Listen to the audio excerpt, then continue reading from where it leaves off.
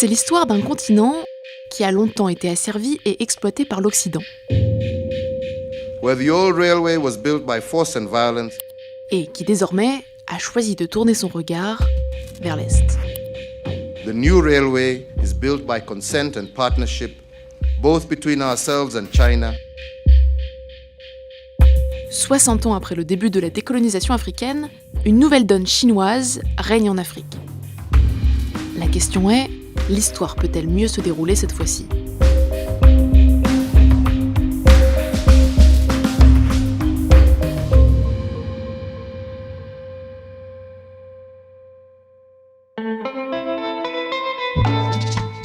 Ok, pour commencer, remontons à 1955, à Bandung, en Indonésie.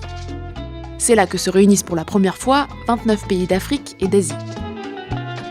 Parmi eux, il y a la Chine, dont le Parti communiste vient de proclamer la République populaire en 1949, mais aussi la Libye, l'Éthiopie, le Libéria, le Soudan, la Somalie et la Côte de l'Or, l'actuel Ghana. Tous ont vécu la colonisation d'une façon ou d'une autre, et à Bandung, ils viennent affirmer deux choses. 1. L'existence des pays du tiers-monde sur la scène internationale, par opposition aux deux grands blocs, occidental et soviétique. Et 2. La coopération entre ces pays du tiers-monde, dans l'intérêt mutuel de chacun. Cet esprit de Bandung, la Chine va le mettre en œuvre sur un continent en particulier, l'Afrique. Dans les années 60, alors que la décolonisation est en cours sur le continent africain, elle noue des relations diplomatiques avec de nouvelles nations africaines, soutient les mouvements d'indépendance dans les autres, et offre même une ligne de chemin de fer pour relier la Zambie à la Tanzanie en 1965. Mais cette bienveillance n'est pas totalement désintéressée. Elle est en réalité le résultat d'un problème. La Chine a désespérément besoin d'alliés. Bon, ça mérite que l'on s'y arrête un peu. Voyez-vous, aujourd'hui encore, il y a deux Chines. La République de Chine, qui contrôlait le continent jusqu'en 1949, mais qui aujourd'hui n'administre plus que l'île de Taïwan, et la République populaire de Chine, qui depuis 1949 contrôle le continent. Bien sûr, les deux prétendent être la vraie Chine. Et ça, ce n'est pas possible. En 1971, l'Assemblée générale des Nations Unies doit donc voter pour décider qui des deux représentera officiellement la Chine à l'ONU. Et malgré les efforts des États-Unis, proche allié de Taïwan, Pékin est finalement admise à la place de Taipei, grâce entre autres au vote de 26 États africains. Mais sa campagne ne s'est pas arrêtée là. Entre 1971 et 2018, le nombre de pays africains qui reconnaissent Pékin plutôt que Taïwan passe de 20 à 53. Le dernier en date, le Burkina Faso, a fini par céder à la pression diplomatique et financière de Pékin en mai 2018. Désormais, un seul pays africain conserve des relations avec Taïwan, Eswatini, l'ancien Swaziland. Au passage, cette façon d'utiliser les pays africains pour obtenir un vote favorable à l'ONU, la France la connaît bien. Dans les années 60, c'est comme cela qu'elle a pu éviter les sanctions de l'ONU pour la guerre en Algérie. Mais revenons à cet esprit de Bandung. L'idée, c'est donc que face à l'Occident, la Chine et l'Afrique doivent se serrer les coudes. Ce qui est frappant, c'est que 60 ans après la conférence, ce discours n'a quasiment pas bougé. 中非历来是命运共同体，共同的历史遭遇，共同的奋斗历程，让中非人民结下了深厚的友谊。 La vérité, c'est que depuis Bandung, les relations entre la Chine et l'Afrique ont bien changé. La Chine est désormais la deuxième puissance économique du monde. Résultat, entre 1995 et 2017, le montant des échanges commerciaux entre la Chine et l'Afrique est passé de 3 à 143 milliards de dollars. Ce qui pour la Chine est peu, mais pour l'Afrique, beaucoup plus. Dès 2009, la Chine est devenue le premier partenaire commercial du continent devant les États-Unis. En Angola, en 2017, elle représentait même 40% des échanges commerciaux. Dans certains pays, la menace de dépendance commerciale est donc bien réelle. Ce qui, encore une fois, n'est pas sans rappeler l'époque où la présence était essentiellement occidentale. Depuis quelques années, ce ne sont toutefois pas ces échanges commerciaux qui interrogent, mais l'argent déversé par les Chinois sur le continent.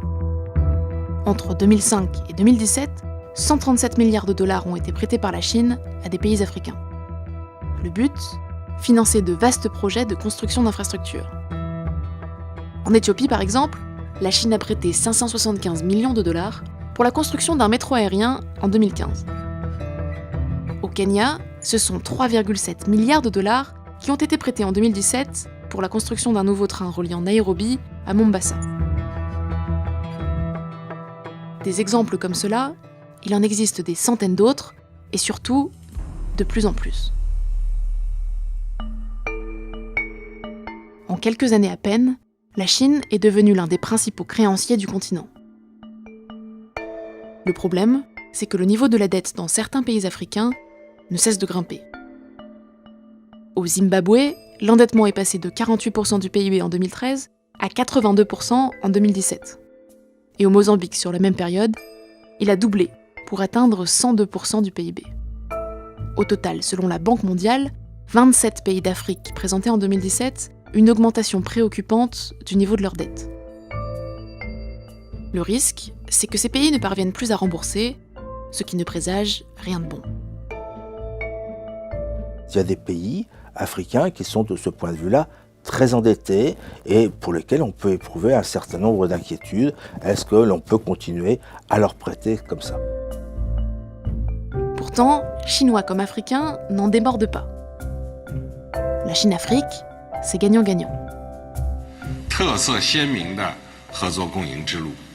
We both gain.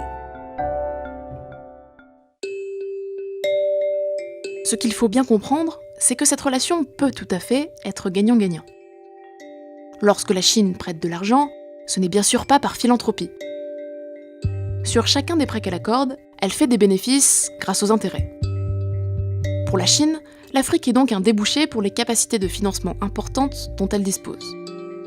Et pour l'Afrique, l'argent chinois est une opportunité rare de combler ses besoins énormes en infrastructures et donc de stimuler sa croissance et son développement. Car, et c'est peut-être là le cœur de leur relation, sans la Chine, l'Afrique serait aujourd'hui bien démunie. Encore une fois, ça mérite une explication. Il y a en gros deux raisons qui font que les prêts chinois sont essentiels pour l'Afrique. La première, c'est qu'ils sont particulièrement adaptés aux besoins de certains pays africains. Contrairement à la Banque mondiale, par exemple, la Chine est peu regardante sur les situations politiques des États qui empruntent. Et surtout, ces prêts sont des sortes de produits tout en un. Lorsque la Chine prête, elle apporte non seulement de l'argent, mais elle vient aussi avec ses entreprises de construction, son expertise technique, et dans certains cas, sa propre main-d'œuvre. Et la deuxième raison, c'est qu'en dehors de la Chine, l'argent se fait de plus en plus rare en Afrique. Les autres bailleurs n'ont tout simplement pas la capacité de prêter autant que la Chine, et surtout désormais, ils refusent, de peur de ne jamais être remboursés. Avec tout cela, une question demeure. Pourquoi la Chine accepte-t-elle de prendre ce risque quand les autres pays refusent ? Eh bien, comme toujours avec la Chine, la réponse est à la fois économique et politique. Commençons par l'économique. Pour protéger ses investissements financiers, la Chine fait parfois signer à ses débiteurs ce que l'on appelle des clauses de sûreté. Ce sont des garanties qui stipulent qu'en cas de non-remboursement du prêt, une sorte de troc s'opère à la place. En gros, plutôt que de rembourser en argent, les débiteurs doivent rembourser en matières premières ou même directement en infrastructures. C'est ce qui est arrivé au Sri Lanka en 2015. L'île fait partie du projet lancé en 2014 par le président chinois Xi Jinping, les routes de la soie.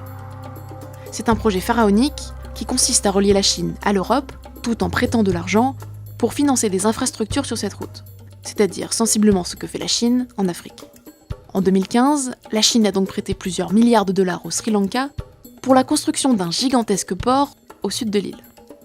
Sauf que noyé dans ses dettes, le Sri Lanka ne peut plus rembourser. Comme alternative au remboursement, Pékin propose alors de prendre le contrôle du port pendant 99 ans.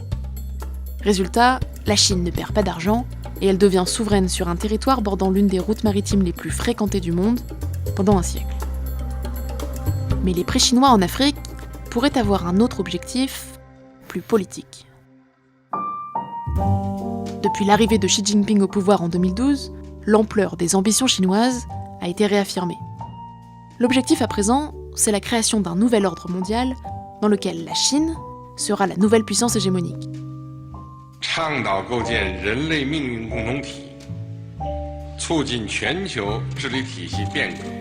Or, pour accomplir cela comme pour écarter Taïwan en 1971, l'appui du plus de pays africains possible est essentiel. Mais pas seulement. Désormais, ce que veut la Chine, c'est aussi conquérir le cœur des Africains. Et pour cela, elle utilise une technique familière, le soft power. Ces dernières années, les instituts Confucius, des centres culturels qui font aussi office d'école de mandarin, se multiplient sur le continent. Il en existe aujourd'hui 54, soit quasiment le nombre d'instituts culturels français en Afrique. Mais s'il y a un endroit où l'influence culturelle chinoise est particulièrement visible, c'est le Kenya. La culture chinoise elle est de plus en plus visible, oui, en Afrique, plus particulièrement au Kenya, où par exemple en 2005 s'est ouvert le premier institut Confucius. Également, la télévision nationale chinoise vient d'ouvrir son tout premier bureau en Afrique à Nairobi. Aussi, le gouvernement kenyan vient de prendre la décision tous les enfants qui ont 10 ans pourront apprendre désormais le mandarin à partir de 2020.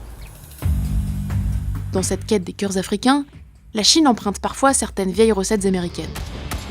Tenez, cette bande-annonce avec beaucoup d'explosions, c'est Wolf Warrior 2, l'un des films chinois les plus populaires jamais réalisés. C'est l'histoire d'un soldat chinois qui vient à la rescousse de l'Afrique grâce à ses capacités extraordinaires. I promise I will bring your mom back. Mais contrairement aux Occidentaux, la Chine n'a pas de passé colonial avec l'Afrique. Et ça, elle n'hésite pas à s'en servir. 我要强调的是，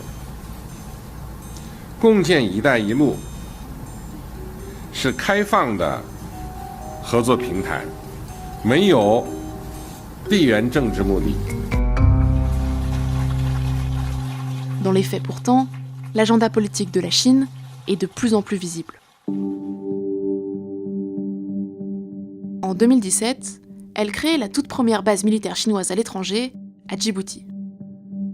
Elle avait pourtant juré qu'elle ne le ferait jamais, refusant de reproduire le comportement des Américains. Or, à Djibouti, les bases militaires commencent à se bousculer. Il y a une base américaine, une française, une italienne, une japonaise, et peut-être bientôt une indienne. Être à Djibouti, c'est être dans la cour des grands. Je suis à côté des autres. Je fais comme les autres. Sur ce point au moins, l'attitude de la Chine en Afrique ressemble de plus en plus à celle des autres grandes puissances dans l'histoire du continent.